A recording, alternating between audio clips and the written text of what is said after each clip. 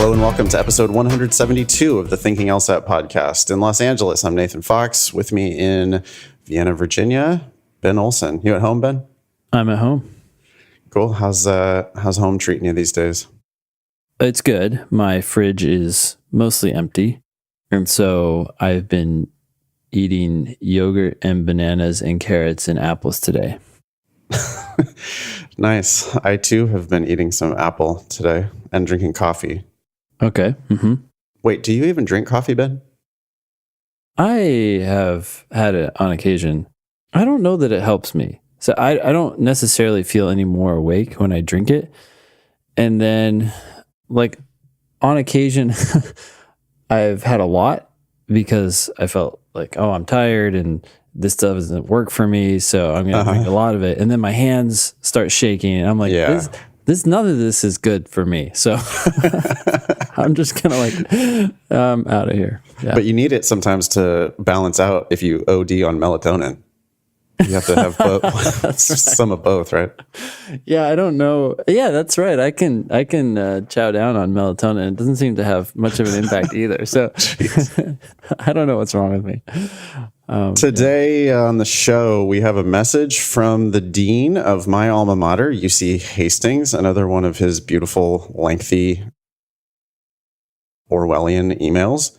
Let's say that again, lengthy. Oh my gosh, this guy can't stop writing. He is full of himself. It's amazing. When he gets going, boy, he loves listening to his own. You can tell that he's really enjoying. He's picking up what he's laying down. Yeah. We have a question about how law schools weigh graduate school. That seems like something we've talked about before, but we'll dive back into that. We have a letter of recommendation question. We have, oh boy, a request to review someone's personal statement. That's personally my favorite part of the show. Mm-hmm. Yep. And we have LSAT India question number 6 if there's time. Awesome.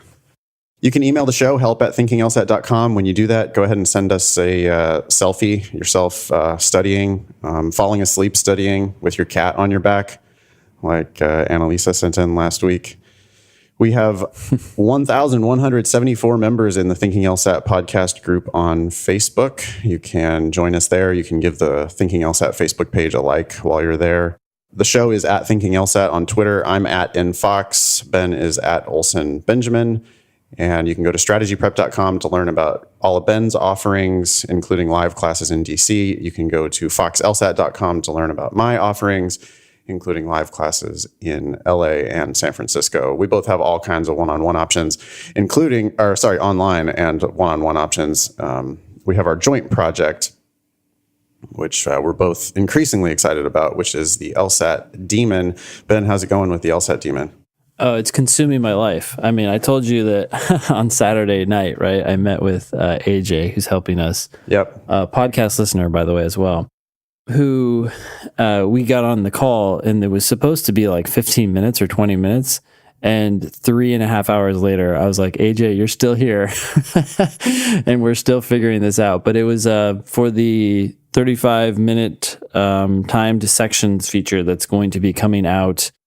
I can say with 97% confidence before this episode airs, it will be available. The developers are actually working on it right now. So I just got off another call with the developers this morning. They had ran into a couple problems with that. These things are always more complicated than they seem on the surface, but they're working on it right now. So that's exciting. Beautiful. That is lsatdemon.com. It's an AI platform for studying LSAT on the go. You can do LSAT questions anywhere, and it learns from your mistakes and presents you with questions that are appropriately at your level. There's a free trial. Mm-hmm. People are raving about it. So lsatdemon.com. Check it out. Yeah. All right. Ready to dive into this awesome email from Dean Fegman? Yes, I want to hear this. About the California July bar results? Oh my gosh, this is so bad. Do you want to read it? Sure. I think you should read it. Go ahead. I can read his poetic academic prose. So wait, this is the title. Okay, so this email has a logo at the top of Hastings. And all in bold, it has a title that says "Message from Dean Fagman." Is that how he pronounces his name? Fagman, yes. Now I'm wanting to look up the email. Yeah, the email. That's actually the subject line. Okay. Message from Dean Fagman, California July bar results. Yes. We all know that the message is from you, since that's what the "from" column in our email boxes tell us. Well, it actually comes from UC Hastings alumni something, so it doesn't actually come from. He can't send it from his email address, because then people would respond to him. Say, "You idiot." This is a one-way communication, Ben. This is coming from the top.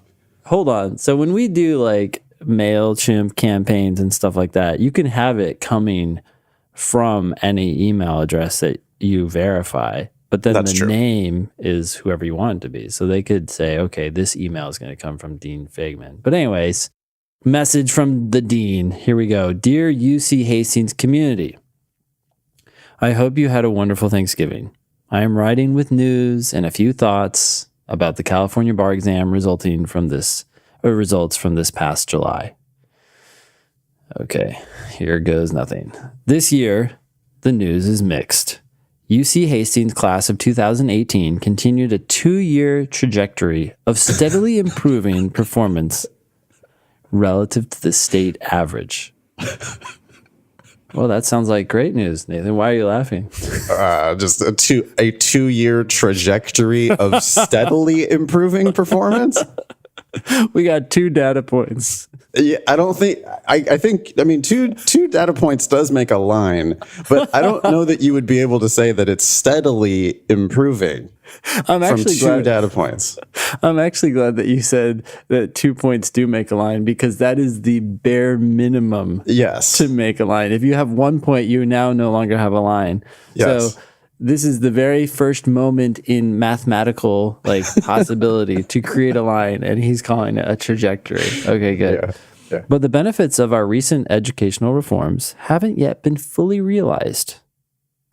And the California pass threshold, or CUT score, continues to burden graduates who would be welcomed into the practice of law in nearly every other state. Okay. As you know, we have been working hard to improve our school's average performance by, among other things, requiring more upper division bar courses, giving closed book exams to train students how to memorize. Thank you. Teaching legal analysis alliteratively. What's wrong with me, Nathan? And more explicitly across the curriculum. Okay. And providing more post-graduation coaching and other support for our graduates studying for the bar exam. Okay, so we've tried to help them with doing all these things. These efforts are beginning to pay off, whereas the overall July 2018 California bar exam first-time pass rate declined by 6% for ABA-accredited schools, from 70% in 2017 to 64% this year. The UC Hastings first-time pass rate declined by about 2% to 60%. And was 61% for first-time test takers from the class of 2018. Wait a sec. Their efforts are beginning to pay off. As you can see, it's dropping, just not as fast as the rest of the state. And it's still lower than the rest of the state. Yeah, only Dean Fagman can spin. Our bar passage rate is lower than the state average and declining. And this is for him, this is encouraging news, because it fell, but not as much as the other schools fell. So he's catching up to the state average. That should be Hastings' tagline. UC Hastings. Catching up to the state average.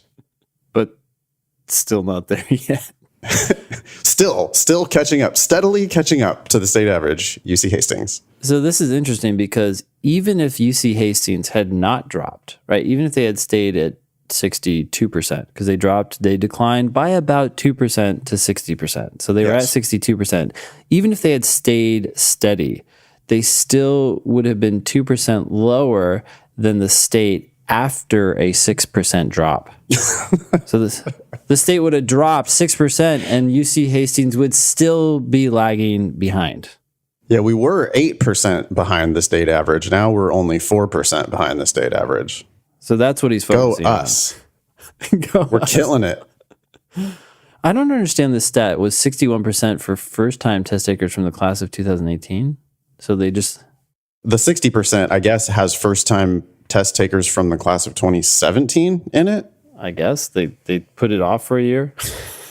I don't know why anyone would ever do that, but that seems like the only possible explanation for that. Yeah. Ooh, he continues. This is an encouraging trend. Declined by 2%. That's encouraging. Yeah. And one that continues to progress from last year. Wait. What? So the trajectory is downward. Didn't he say it's steadily improving performance relative to the state? Yeah, of course. This is when you go, this is what all lawyers do, right? You read it and you're like, oh, yeah, okay. And then you go back and you say, oh, what they technically said is true. Oh, boy. Yeah, it's like my diet's going really well, Ben. I only gained 5 pounds this year, but the average American gained 10. So I'm like, I'm totally killing it. My fitness program is working. Yeah, relative to the rest of America, I'm steadily improving Yes. as I go down. Okay. I congratulate our 2018 graduates who passed the exam, and my heart goes out to those who did not. Thank you. That's the end of his first page of the email. It continues for a long. We're not even halfway yet. I'm sorry. I can't even stop in this email. I have long been a critic of the California bar, and I am now convinced more than ever that the long used cut score for establishing the pass-fail line is unconscionable and must be changed. California has a cut score, i.e., the score needed to pass the exam. Thanks. Don't ever use i.e. of 144. We are the only state to have a cut score over 140 other than Delaware, where 172 applicants took the bar in July 2018 compared to California's 8,071. The median... Irrelevant fact. Yeah. What does that have to do with anything? So Delaware is more competitive, but it doesn't matter. It doesn't affect very many people. In some ways, to me, that suggests that California's cut score should be higher because there are so many people trying to enter this godforsaken profession. Yeah. Like, please, we're going to do you a favor and it's going to hurt now. And even if Dean Fagman's heart goes out to you, you don't want his heart going out to you. You should cut your losses now. The bar is here to protect you, just like the LSAT was 3 years ago. The median score needed to pass nationwide is 135. Okay. So it's unconscionable that it's 5 points higher. What's it out of? I don't even know. Or sorry, 4 points higher. 9 points higher. 144 is the... Who cares? It is what it is. It's like, dude, you're the dean of a law school in California. Yeah. It's not like this is new. This is how it's always been. And your school is below the state average. You're complaining about the cut score for the state while your school is below the state average performance. You don't have any standing to make that argument. But he continues making it. All right, here we go. In New York, the state with a legal practice most like California's in scale and complexity, the cut score is 133. I actually find that surprising. I felt like the New York bar is another bar that's hard to pass. Well, it could also be, we're not talking about the bar graders, right? Yeah. So, yeah, I'm very confused. I don't know what the score has to do with anything. It's like comparing the score on the GRE to the score on the LSAT. Yeah. Yeah. Well, here's another thing too. When you have a bad argument that you have to make, it's best just to keep talking, because then it's easy to get lost in these numbers and details and, hey, he must be right. In California, the July 2018 pass rate for first-time takers from California's ABA accredited law schools was 64%. Yeah, we already learned that. In New York, the comparable rate was 83%. No evidence suggests that exam takers from ABA-accredited law schools in New York were more qualified than those in California. In fact, evidence suggests the contrary. That was the second semicolon. Yeah, where was his first one? In the first paragraph, right before a but. Graduates of California law schools passed the New York bar at a rate of 85%. Ooh, 2% higher. And compared to the 64% rate in California for the state's ABA accredited schools, the rate for out-of-state schools was only 58%. Almost as bad as Hastings. Yeah. You know, it's interesting. The Californians who are going to New York to take the bar have probably been accepted at big law firms in the city. Totally. Yeah, that's such a bogus stat. Okay. The fact of the matter is that our graduates and the graduates of our sister schools are better prepared for passing the bar than most law graduates in the United States. Indeed. Well, hold on a second now. Your graduates are less prepared for passing the bar than the most law graduates in California, the state where your school is. Yeah. Anyway. I agree. Okay. Indeed, based on an assessment conducted in 2016, before these numbers dropped, by the way, if the New York cut score were applied to the class of 2018's exams, UC Hastings would have had a pass rate over 83%. A cut score? You can't transfer cut scores. That's like what you were saying. They're two different freaking tests. It's a different exam of different law. Okay. Well, just keep talking. Yep. California's practice is untenable and must change. And I am working to bring change at the state level, pursuing both legislative engagement and collaborating with others similarly distressed about this egregious situation. This guy's got his adjectives all over the place. However, whatever the state might do, we must continue to be vigilant in ensuring that our students have the skills to pass this basic licensure exam. Licensure. My challenge to all our listeners is to use that word once this week. And try not to get anyone to raise an eyebrow. We've done much already to ensure our students' success, as indicated by our bucking the statewide trend this year. We didn't drop as much. Our pass rate went down. We bucked the trend. Yeah, we're just like blazing trails. Also, it was so low to begin with. Like it was so horrible. And it went down. So that it didn't go down as much. It's like, yeah, dude, it didn't have as much room to drop. How do people like this get jobs like dean of law schools? I want to know how much money he makes, because I'm sure he makes a shit ton of money. I mean, he must be making $500,000 a year or more. It's outrageous. That's why he's writing this email too. He's like, I'm going to lose my job. Oh no, he wants to maintain power. That's for sure. We will continue to do our utmost to support our students in every way possible, from ensuring a curriculum that produces excellent lawyers to providing the tools to get through the bar exam. More hot air. Okay, I am so incredibly proud of all of our graduates, and I have the utmost, did he just say utmost again? Yep. Utmost confidence in their capacity and promise to be extraordinary lawyers. More hot air.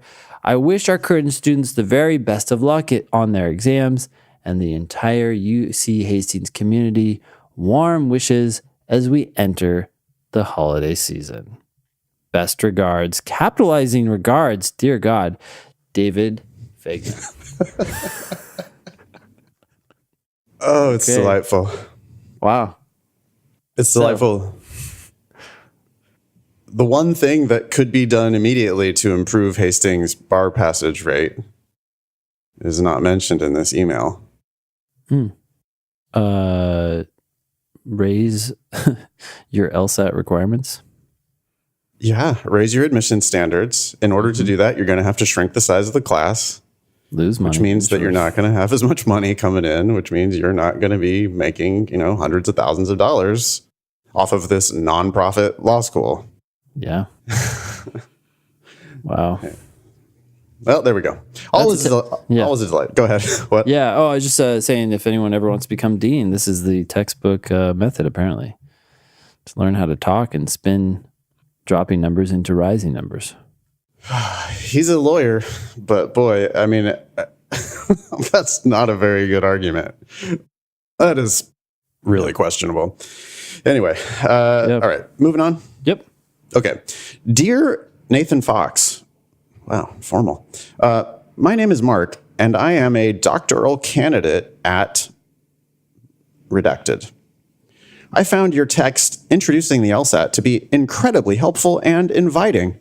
I especially liked your tips for the LR portion of the LSAT because in my line of work, I have a tendency to think abstractly, which I began to realize was arguably my greatest flaw while preparing for this test. I am taking the LSAT next Saturday, so hopefully I'll be able to breathe a sigh of relief afterwards. In your book, you noted that you love it when readers reach out to you and that you responded to those who needed assistance. As I mentioned, I'm a PhD candidate and I will be defending my dissertation next spring. Fortunately, I've had full funding the entire time. Although I will apply for potential academic job openings in addition to law schools, I realized since last year that everything I was doing, including teaching, coursework, research, and publishing, touched on the law to some capacity. In fact, my dissertation is on video game modifications and perceptions of control, and mods have always blurred legal boundaries. Put succinctly, I want to assist gamers, creators, and indie developers as creation of meaning through our media outlets becomes more complex. Okay.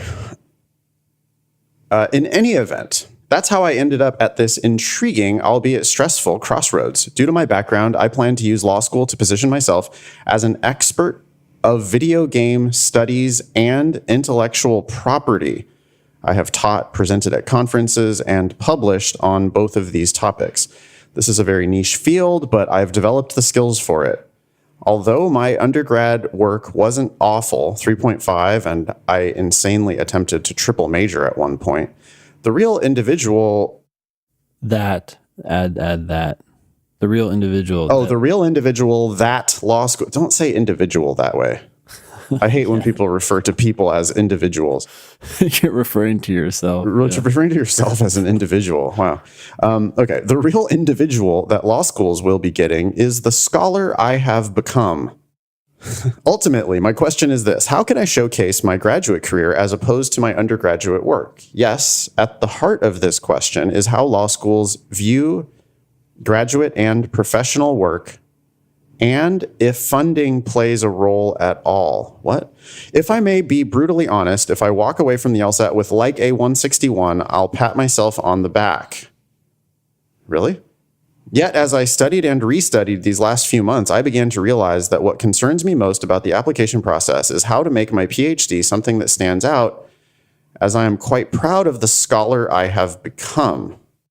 To be certain, I know the importance of UGPA and the LSAT, but if my graduate work is considered a soft credential, I at least want to make sure it's a darn good one in order to make myself competitive.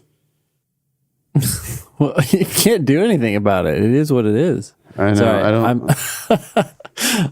I'm losing patience, but we're almost done. Me too. Yeah. Thank you for your time. I'm not sure if these sorts of questions are what you had in mind when you published your book, but I figured it was worth a shot all the same, since I discovered the internet was an echo chamber for this question. Any advice would be helpful, and I look forward to your response. Sincerely, Mark. All right. Well, I really do like it when, I put my phone number and my email address in my books for a reason, because I do love it when readers reach out to us. We love when listeners to the show reach out. Again, that's help@thinkinglsat.com. If you want to ask a question, we encourage people to do that. What is the question here is what again? Oh, how can I showcase my graduate career as opposed to my undergraduate work? Ben, why don't you take it? Write a personal statement about the work you've been doing now. And if you have the option to write an optional essay about something else that is unique and different from your personal statement, but still involves what you've been doing now, then write about that, which is what you should be writing your personal statement about anyways, right? If you've been out of school or undergrad for this long and you're working on a PhD or you have a PhD. I guess he's working on it, but that's what they want to know about. They want to know about the you now, the individual now, not the individual from undergrad. So I guess, sorry, my reaction to your sentence when you said, if my graduate work is considered a soft credential, I at least want to make sure it's a darn good one in order to make myself competitive. I guess what you're trying to ask is, how do I showcase it so it's a darn good one? Because it's not going to change. It is what it is. But how do you sell it? I would talk about some hard thing that you've done. I actually think the fact that you've given speeches on this topic indicates that you're a recognized expert.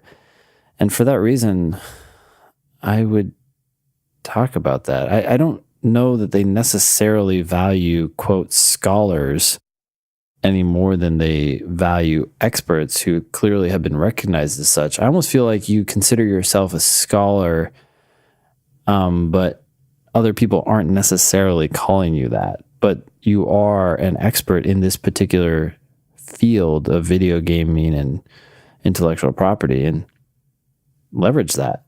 If that's how you want to, if you want to make sure your soft is a darn good one, talk about one in which you're clearly recognized as that expert and they will believe it and like you for it. Yeah, personal statement is the only recourse here. I mean, if you want to point to your PhD, you can do that in the personal statement, but you also have to be realistic. I mean, you are a 3.5 and a 161, or you're saying, if I walk away from the LSAT with like a 161, I'll pat myself on the back, which actually indicates that you're probably, I mean, he's probably somewhere in the 150s right now. And hoping to get up there, yeah. I don't care how many times you call yourself a scholar. If you have an LSAT score in the 150s, you're just not going to impress anybody. Yep.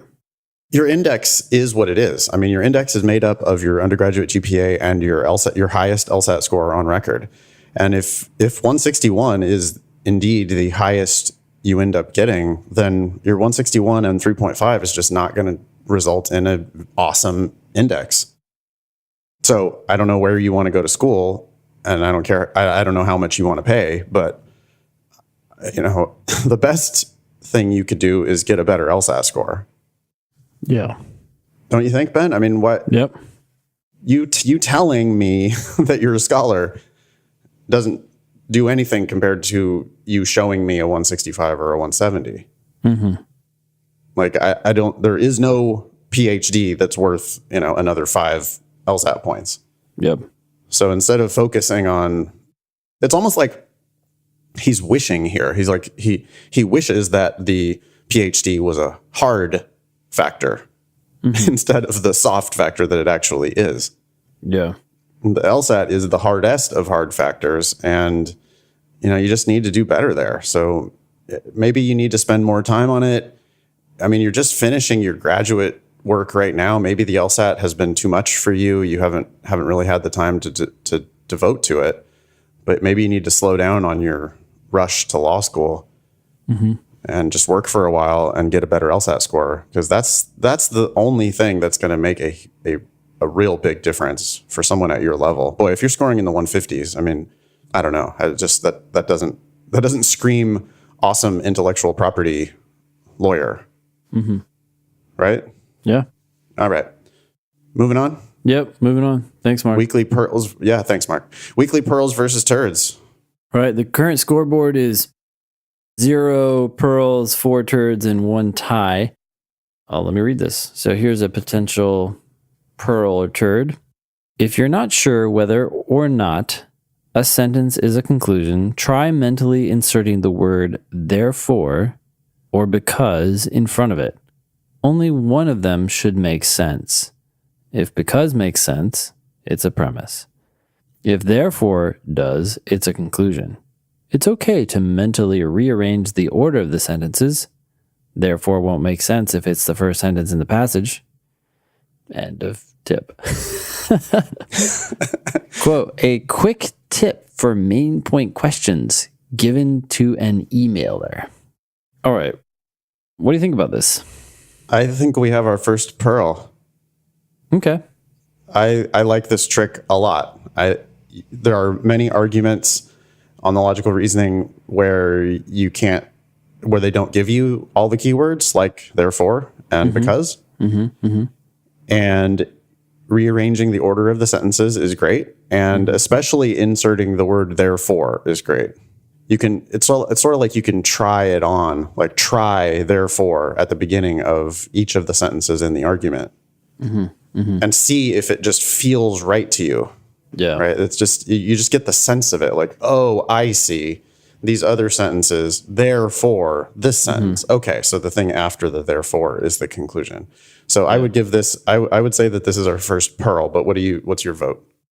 I have given this advice before, so it might be hypocritical not to give it a pearl rating. But I guess it depends on what our definition of a pearl is, but I'm kind of leaning towards the tie ranking. And the reason for that is that I have not said it as much in class because I feel like a lot of people then kind of like jump to it as opposed to just like what's being said. Do you understand it? Do you understand the idea of that sentence? Do you understand the idea of that sentence? And on a more fundamental level, which one do you think is being used as support for the other? Interesting. As opposed to just using the word. I've given the advice, but yeah. I think people do sometimes use it correctly, but I guess I can hear what you're saying too, that some people will just like sort of robotically start putting therefore at the beginning of every sentence and not really understand the purpose of that. Yeah. That's what you mean, right? People are just not actually tuning into the logic. They're just trying on therefore to see if it sounds right. Like the word therefore without the meaning of therefore. Yes. Okay. All right. And then they say to me like, hey, it kind of could make sense either way. And I'm like, okay, no, it could not. Yeah. So then it's kind of like, well, did you think about what's being said? And so then I'm afraid that the advice has sort of allowed them to, again, jump to like a shortcut or something. So that's why I'm a little hesitant about the advice itself. Yeah. Okay. So, well, we have to both vote pearl for it to be a pearl. Oh, okay. So yeah. Right. That's a tie. Right. 0, 4, and 2. We're still on the lookout for the first pearl. So everybody needs to email help@thinkinglsat.com when they hear tips that they would like us to discuss on the show. Okay. Yeah. Okay, here's a quick email. Hi, Ben and Nathan. What are your tips for writing a letter of recommendation for oneself on behalf of an supervisor? I love that this email is short. Congratulations on that. It should be a supervisor, but it says, thanks, H. Palm. H. Palm. All right, H. Palm. When I first saw this, maybe it's because my glasses are not, I thought that said porn. I was like, thanks, H. Porn? What is that? Thankfully, it's just H. Palm. M's do sometimes look like RNs, and especially when it's the word palm, that does look like porn.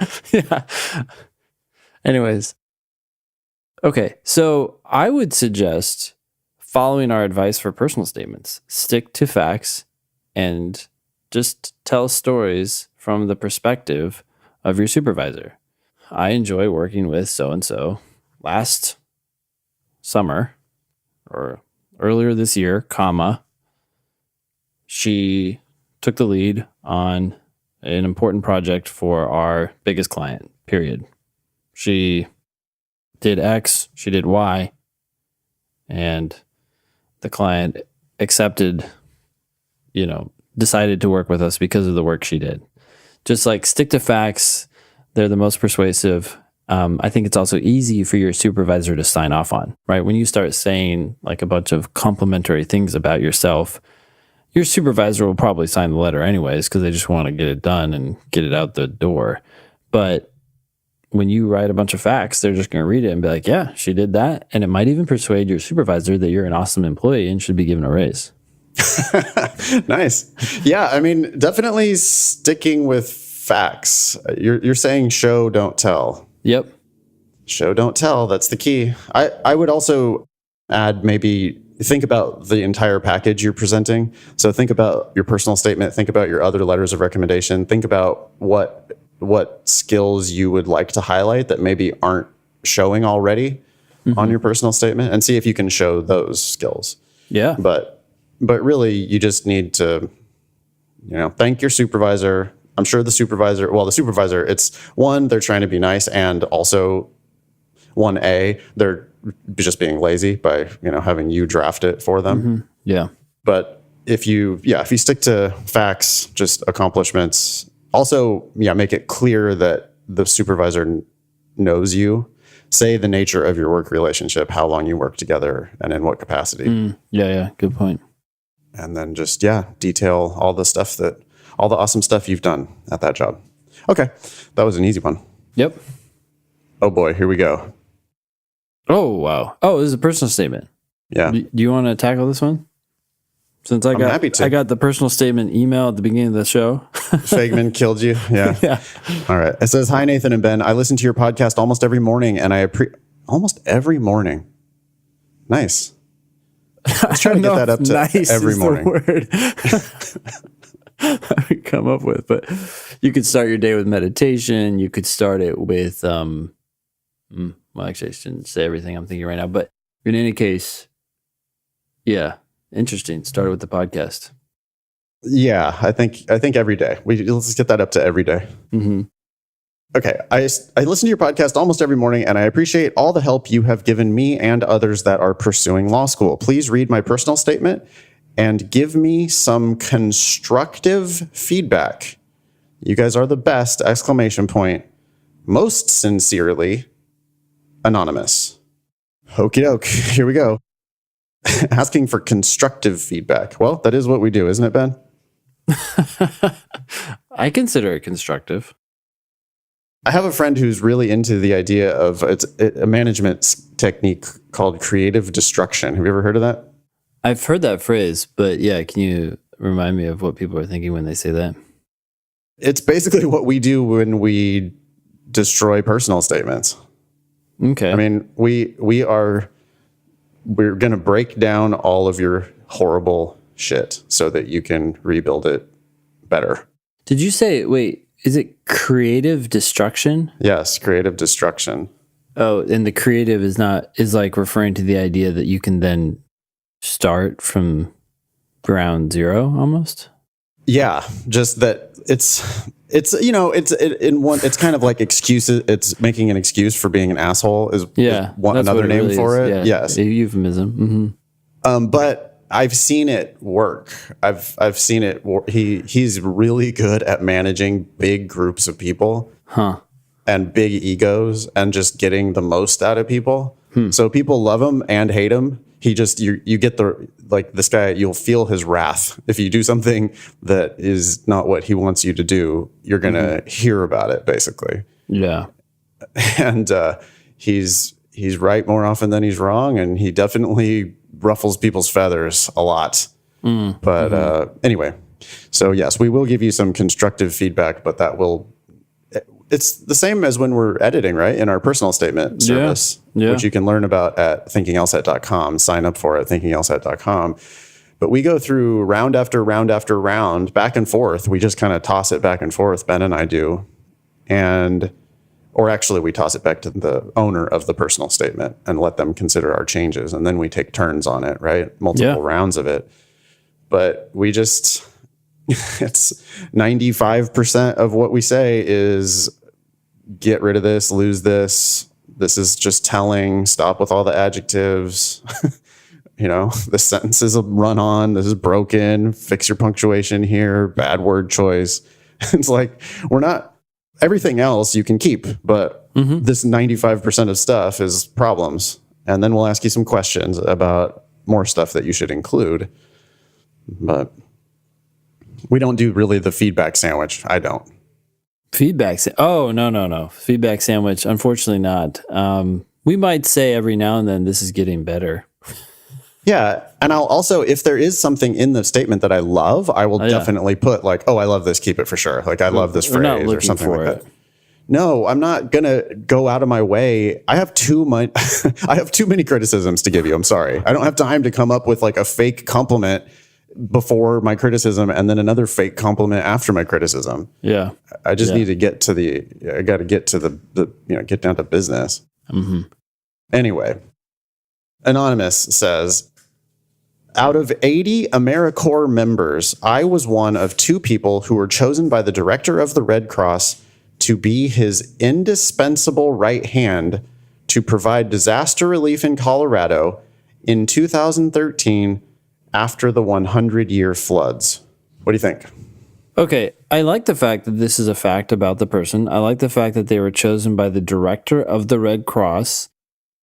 I don't like how long this sentence is. It's got too many details, which is interesting because we're usually trying to get details. But when you say in Colorado in 2013, after the 100-year floods, you've already done 3, what are those things called? I don't even know what they're called, but where you're modifying your sentence. To me, it just seemed to take too long. Yes. In Colorado in 2013, after the 100-year floods, it's just going on and on. Yeah. This is one of those things that I feel like Anonymous might have caught if he or she read it out loud. Mm-hmm. Because you just like, you would literally have to stop and take a breath halfway through that. Mm-hmm. I don't know that the 80 AmeriCorps members matters either. Totally. I think that's actually hurting your case because it's like there's not that many people. If you said I was, you don't even need the one of 2 people. Just say I was chosen by the director or after the 100-year floods in Colorado. Well, I was chosen by the director of the Red Cross to be his right hand, period. You got to kill indispensable there too. Oh yeah, you don't want to oversell this. That's real annoying. Indispensable. It also hides the fact that you're the director's right hand. That's you. And is there a better title for that? What were you actually called? Yeah, I don't mind.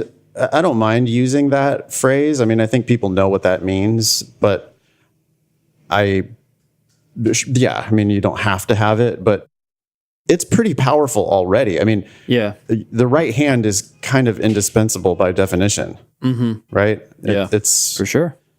Why I don't think many people want to have their right hand chopped off.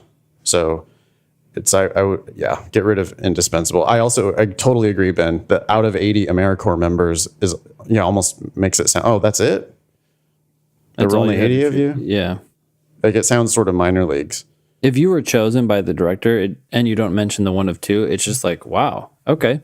So clearly you're recognized for your abilities to head up this disaster relief. Yes. Okay.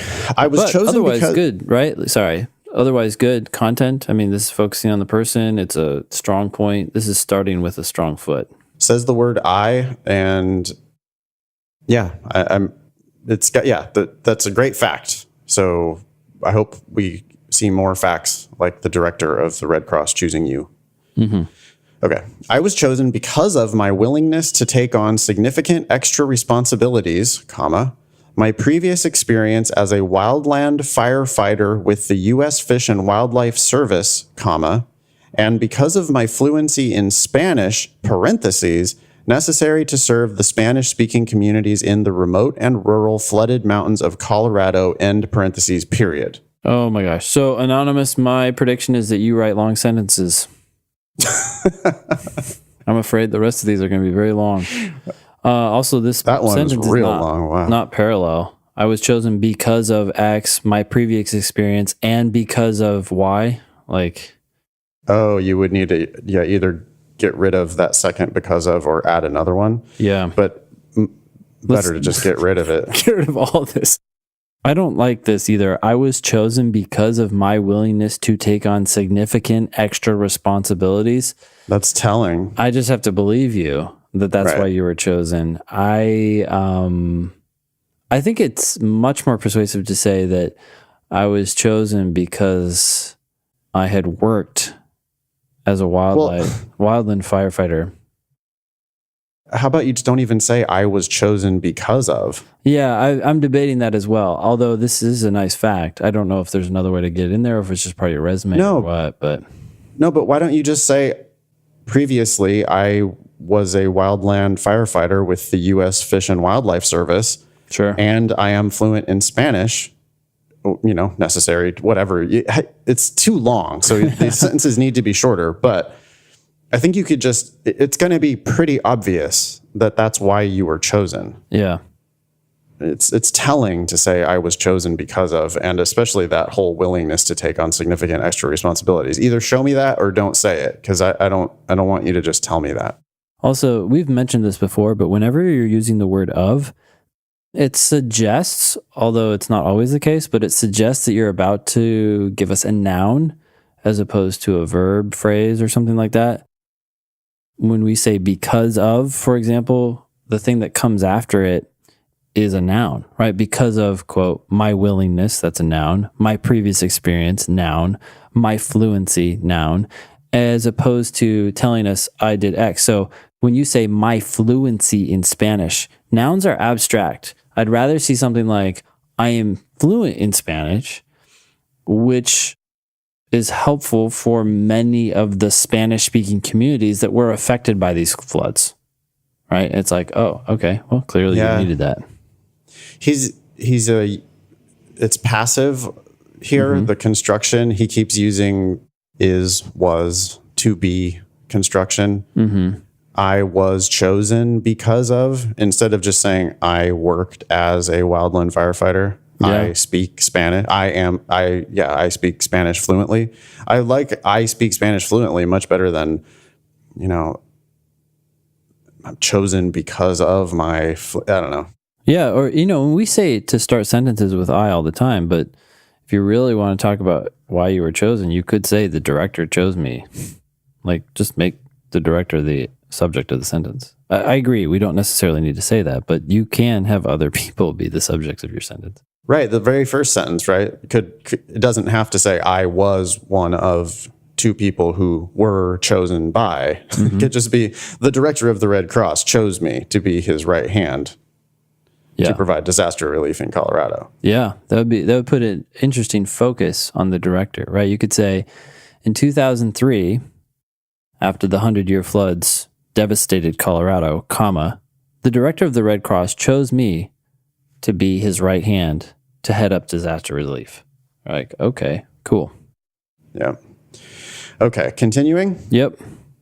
My major responsibilities in Colorado were to survey community members to figure out their basic human needs, parentheses, food, shelter, clothing, etc., end parentheses, period. No. Mm-mm.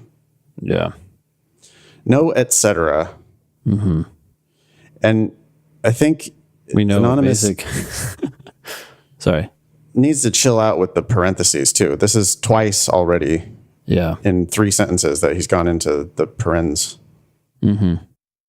Look at the construction too. My major responsibilities were to do these things. Why don't you just say I did this, I did that? Yep. Okay. Working 72 hours per week, I made assessments and drafted reports that were relied on by Red Cross headquarters to determine disaster relief resource distributions. I wouldn't do the 72 hours. Attorneys work like 80 or 90. Yeah, that doesn't sound that great. Just say 7 days a week if that's what you did. That sounds like you're heavily involved, or I don't know if I would even say that. Yeah, I mean, just working around the clock. This is disaster relief, right? Yeah. It's the Red Cross responding to disaster. 72 hours doesn't even sound that much for disaster relief. It's like, it's wait, a very what? Specific number. It almost sounds like 3 days or something. Well, dude, that's 10 hours a day, 7 days a week. That doesn't sound like very much if you're doing disaster relief. No, that's a pretty normal. Yeah. Anyways, wouldn't you literally be working around the clock if you're trying to rescue people from a flood? I would. Yeah. I mean, I would think you would crash out for a few hours, but I don't see how 10 hours a day is that impressive. So this is post disaster. So anyways. Oh. Yeah. Okay. All right. Oh yeah. He's drafting reports. He's not actually like getting in a boat, going out trying to save somebody. Get that report done now. Okay. I like that. What I like about that sentence is I made assessments and drafted reports. Yeah. At least it's like, here's what I did. I did this. I did that. I like that. I would change made assessment. Notice assessments is a noun. So I would say I assessed and then say what you assessed. Right now it's abstract, right? I made assessments of what? The dining facilities? Right. Right. Yeah, good point. Mm-hmm. I worked side by side with the director and other Red Cross volunteers traveling to flooded communities and speaking to mayors, government officials, firefighters, community residents, and officials from other nonprofit organizations who were there to help. You could cut the who were there to help for sure. We get it, that everybody's coming together here. I don't love I worked side by side with as that's the verb of the sentence. I mean, it could just be I spoke to. Sure. We know you're already the right hand. Yeah, right. So then side by side doesn't. How about just with the director, I spoke to mayors, government officials, firefighters. That would sound so much better. By the way, most lists max out at like 3 items. And that's not because in life, everybody's only doing 3 things. It's that if you tell someone more than 3 things, they tend to start to fall asleep. So you have to choose the 3 most important things. And I'm cutting this stuff out of people's lists all the time. Just the other day, I was reading a list that said, we've worked with the biggest hedge fund managers, et cetera. And they were listing all these different things. And it's like, that's cool that you did all of these things or that you worked with all of these impressive people. But by telling me 8 different people that you've worked with, I now remember none of them. If you tell me 1 or 2 or 3, even 3 is a lot. Sometimes I'll just cut it down to 1. I'm like, I know you did X and Y, but X is more impressive than Y. And now by saying both of them, the waters have gotten a little muddy. Just take out Y and now we have X, and it's like, you did X. X is impressive. So anyways, it's just too many words too. It's like it says officials twice. Yep. Government officials and officials from other nonprofit organizations. Okay, well, so government and nonprofit officials? Yeah. And we already know that you talked to residents, so get rid of that. Firefighters, that's cool, but I would really focus on the big fish here. Mayors, and I wouldn't even say government officials. I would say, which agency head did you talk to? Talk to them. FEMA head. Director, right? Something like that. That's concrete, visual, and it's high up the ladder. That's a 35-word sentence. The first time I ever learned a maximum words per sentence, someone told me 35 was the max. Mm-hmm. I think for Anonymous, he needs to go more like a 25-word. Yeah. Like hard maximum. There's just no reason. This sentence, so much of this stuff could be cut out of there. I mean, you're traveling to flooded communities, and then later in the same sentence, you're speaking to community residents. Yeah. Why are you saying the word community twice? Why are you saying the word officials twice? Mm-hmm. Why are you traveling to them and then speaking to them? Like, why are you working side by side with the director and traveling and speaking? Yeah, there you in go. the same sentence. Yeah. I mean, if you're speaking with them, one. we know that you got there and you're doing your job. Yeah. I spoke to mayors, FEMA officials. I don't know, whatever. Okay. You go through this again and just cut out so much of the fat, and just if you try to go with a hard 25-word limit on your sentences, I think you're going to find that it just sounds so much better. You're going to need to stick with that discipline.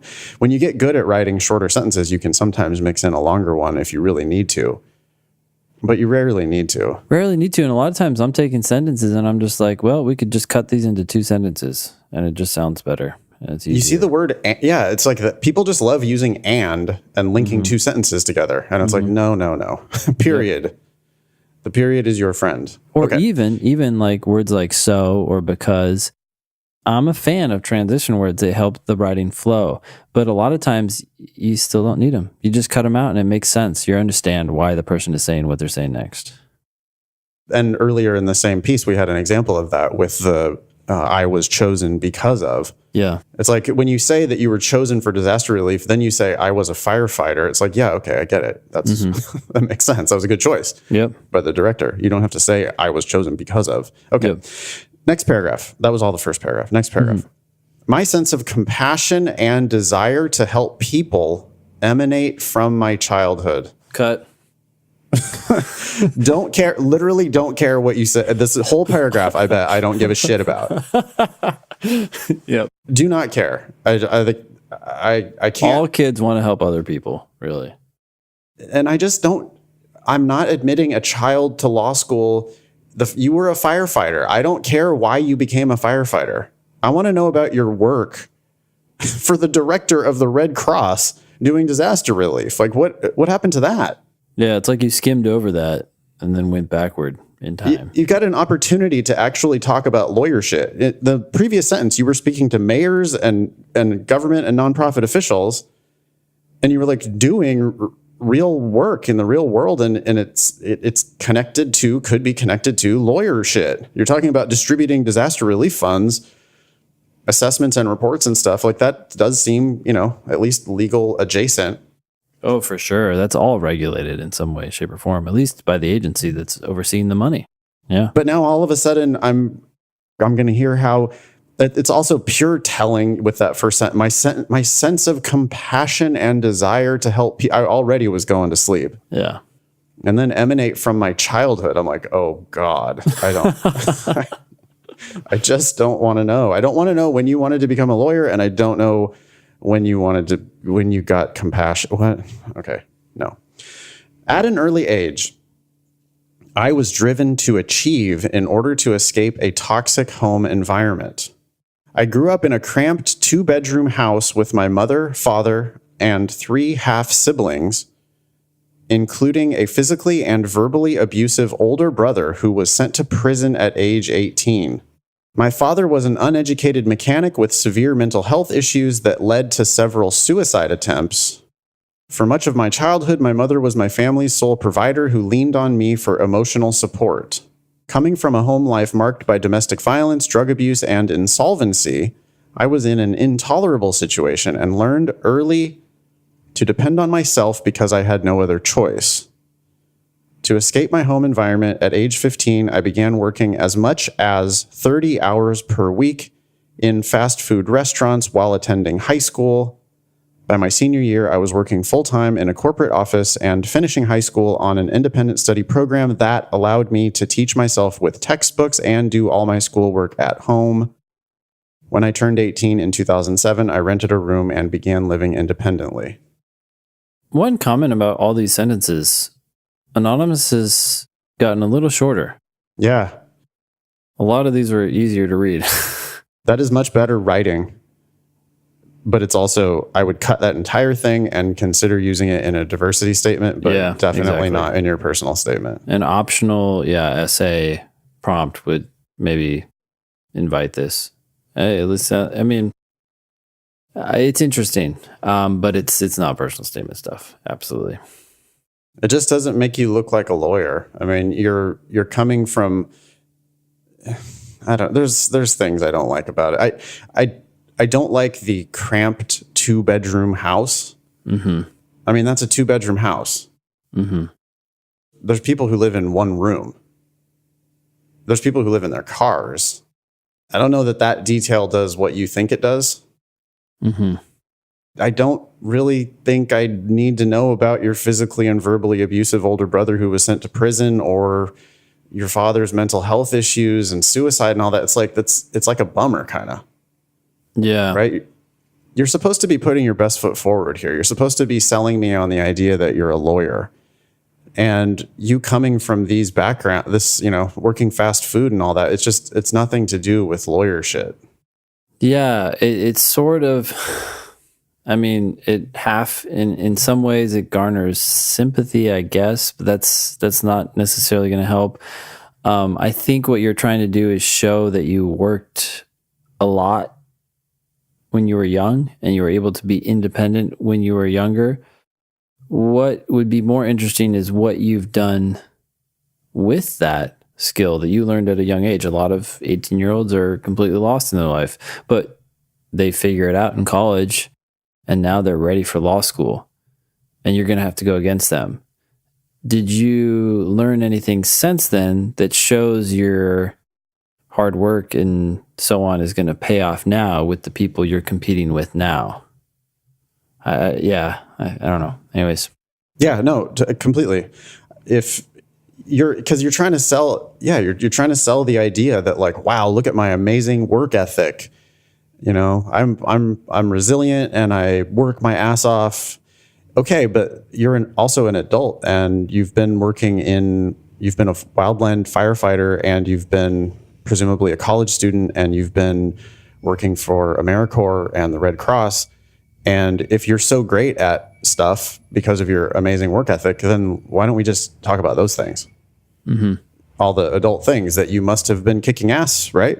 If you are such a hard worker because of all this background stuff, then you must have been kicking ass. I would rather, definitely hear about the ass you have kicked in the last 2 years instead of like going back to childhood and getting beat on by your brother. I mean, it's a bummer.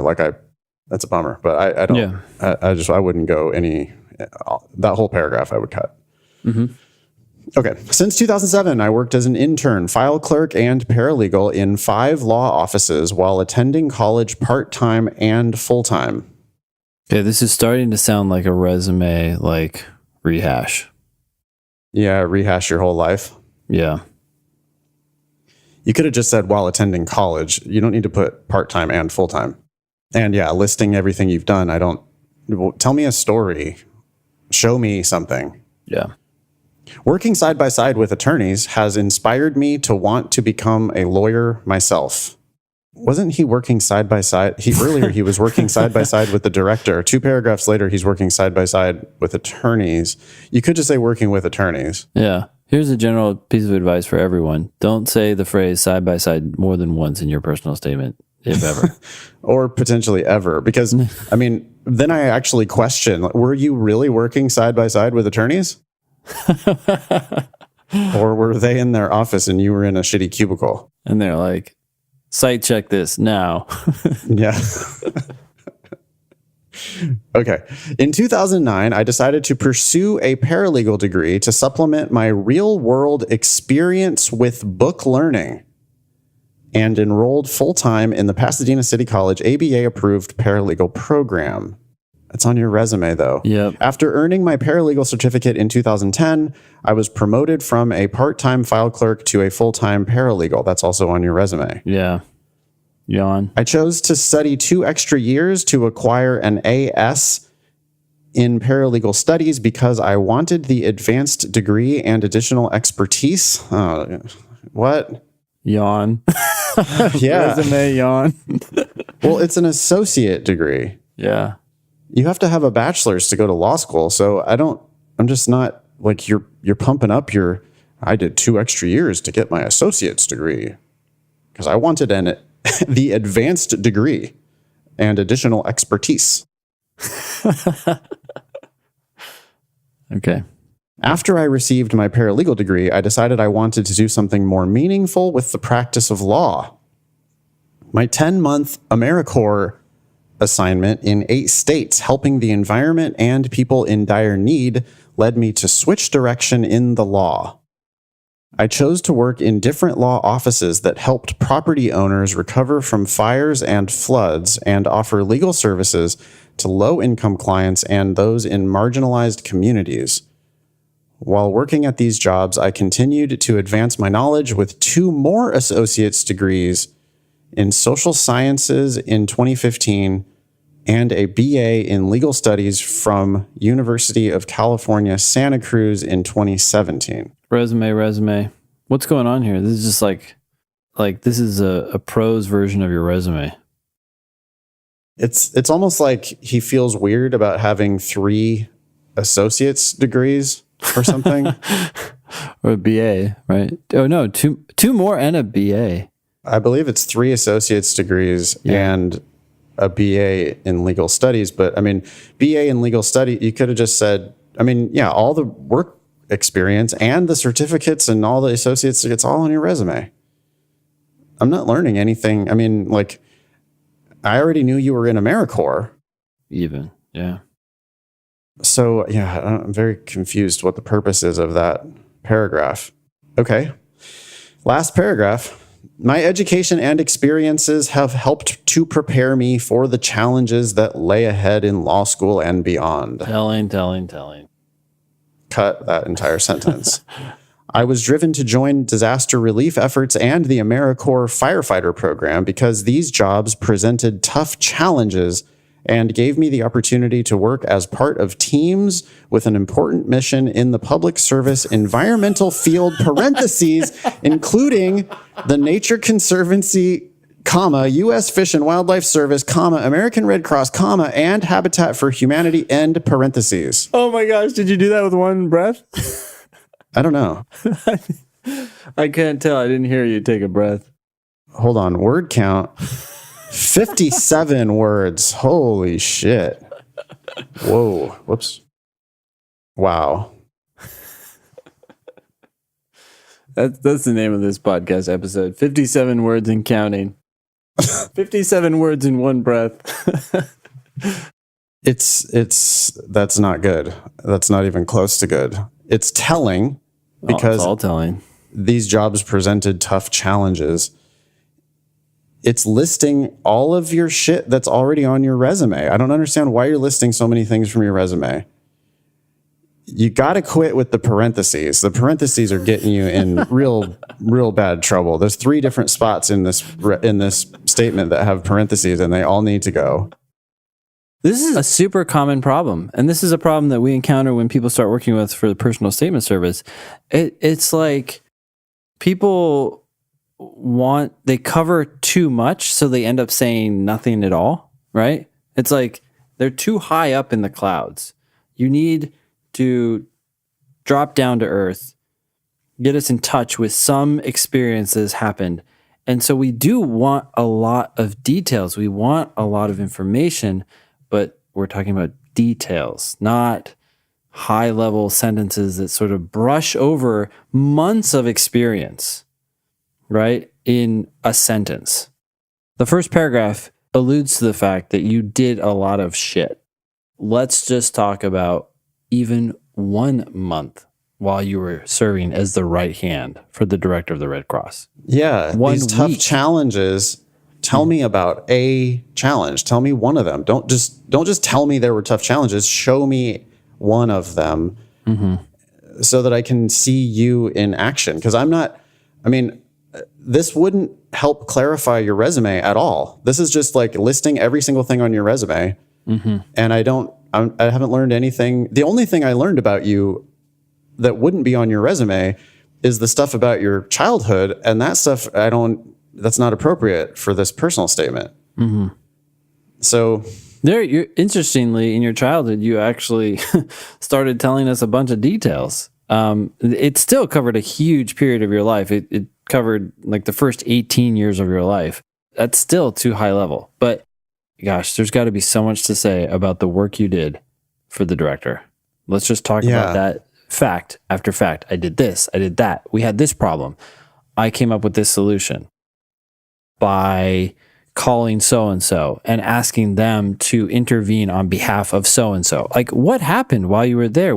You must have run into challenges, financial, logistical. I don't know. What were your challenges? Did you help solve any of those challenges, or at least help implement solutions to those problems?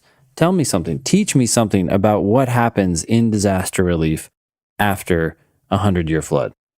Yeah, that would be our feedback. I mean, we would, in the personal statement service, I would like highlight tough challenges. And then I would comment, can you please tell me specific details about one of those? Yeah. Or 2 of those. Can we hear some stories so that we can get, we got to get a story. This is a very common way that people write personal statements.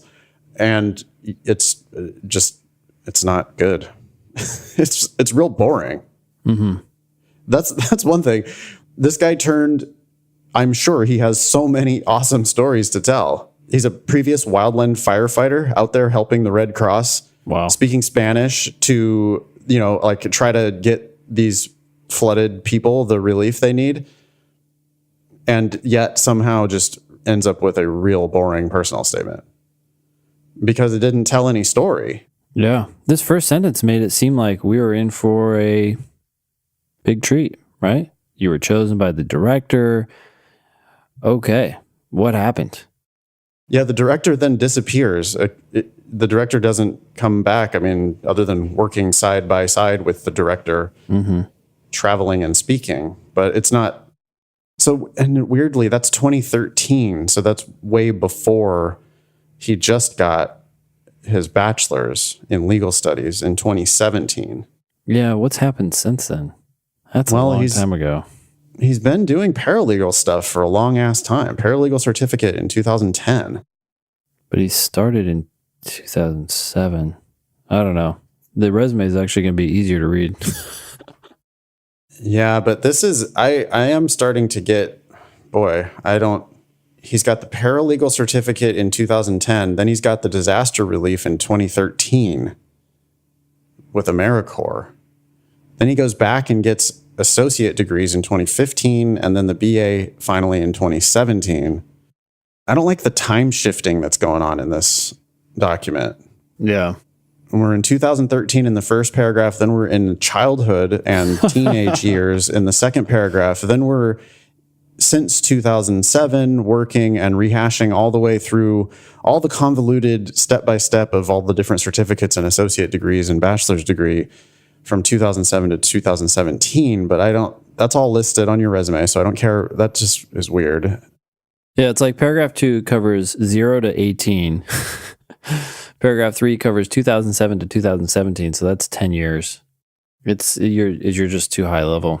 Just going like you're covering everything. So this is a 28-year-old or a 29-year-old. I would expect to hear, and okay, so you got your bachelor's later in life, but you've been a paralegal. You've been a full-time paralegal for a long time. I think I might want to hear about that. Yeah, possibly. The AmeriCorps thing almost seems like a distraction. It could be. That's maybe why he scanned over it.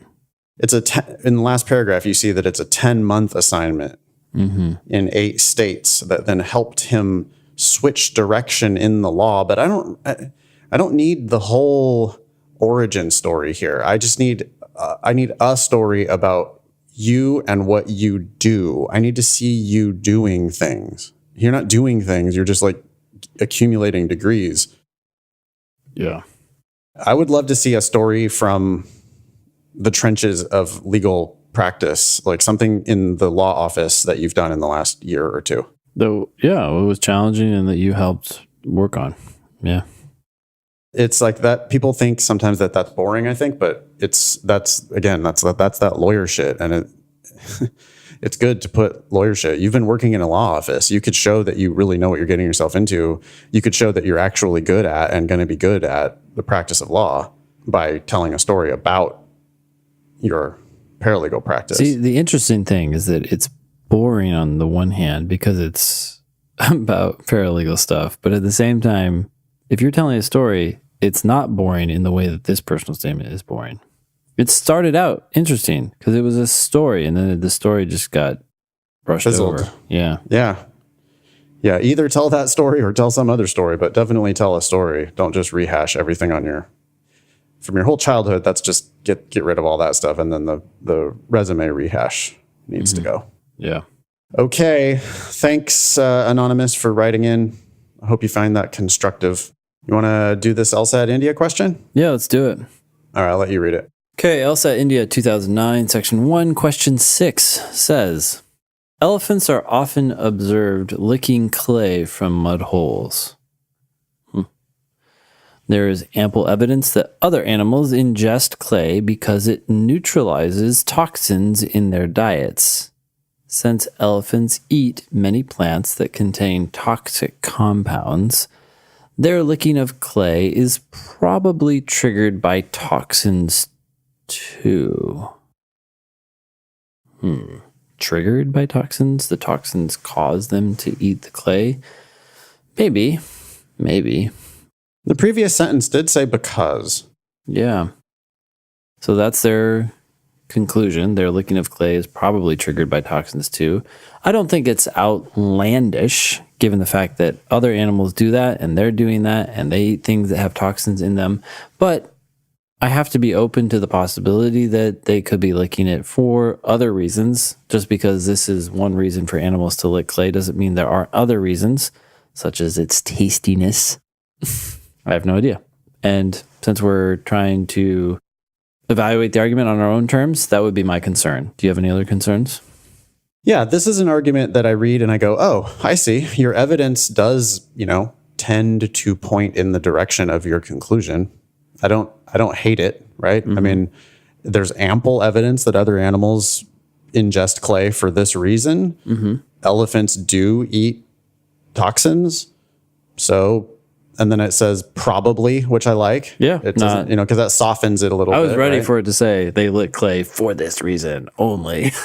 Right. It is certain that. And then we would really jump on them about that. Mm-hmm. But when it says probably triggered by toxins too, it's like, oh, well, if that's your hypothesis, I mean, that's a reasonable hypothesis. Maybe we could test it. But sure. You haven't proven your case, but it's reasonable as far as it goes. Yeah.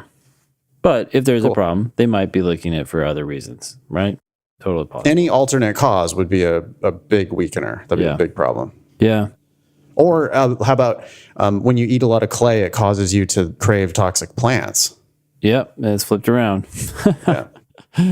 Which one, following if true, most strengthens the argument? Well, my prediction is that they're going to say something like, there is no other reason to lick clay, right? It's not tasty. It doesn't provide nutrients, etc. Something like that.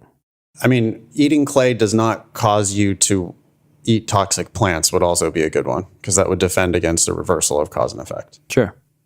Okay. A says some of the clay that elephants lick contain minerals that are nutritionally essential for any animal. Okay, so that is suggesting that maybe there is some other reason for licking the clay.